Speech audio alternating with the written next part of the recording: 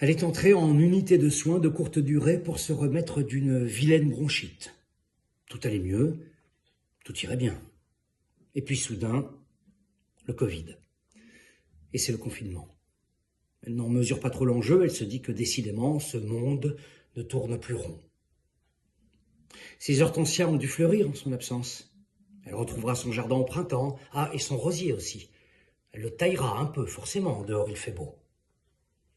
Tandis que dans la solitude et l'isolement de sa petite chambre-cellule, Mamie a toujours mal. Elle se sent saisie d'effroi parfois. Elle a peur de mourir. Elle se demande si elle reverra ses hortensias. Elle se sent plus elle-même, plus que l'ombre d'elle-même. Impossible de l'envoyer à l'hôpital, submergée. Impossible de regagner sa maison, trop fragile. Elle supplie les infirmières pour un peu d'attention, pour qu'on l'accompagne aux toilettes, pour qu'on veuille bien la relever des toilettes. Mais on l'ignore. Elle a mal, de partout, mal à l'âme. Elle perd son âme. Je la perds. Pas une main dans la sienne pour la rassurer, l'accompagner. Une seule, si, peut-être, à la nuit, à l'heure des peurs, pour une prière dont elle ne saisit plus le sens. Je l'aime comme je ne l'ai jamais autant aimée. Mais l'entend-elle? Elle est déjà un peu partie. Elle va partir. Les soins palliatifs se déplacent à son chevet, elle ne réclame même pas ses proches.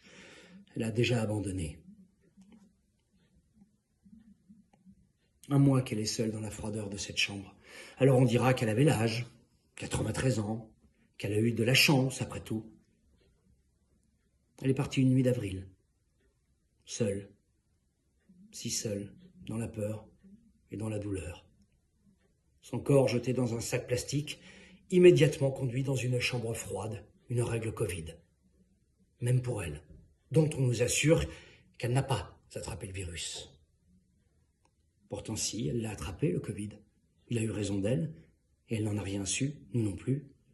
Le Covid s'est insinué dans son isolement carcéral, elle n'en a rien su, nous non plus.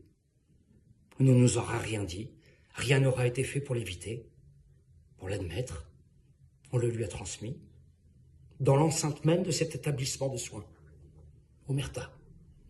Alors aujourd'hui, corps médical, protège-toi, vaccine-toi, pour les protéger, eux. J'aurais tant aimé qu'elle voie ses hortensias une dernière fois.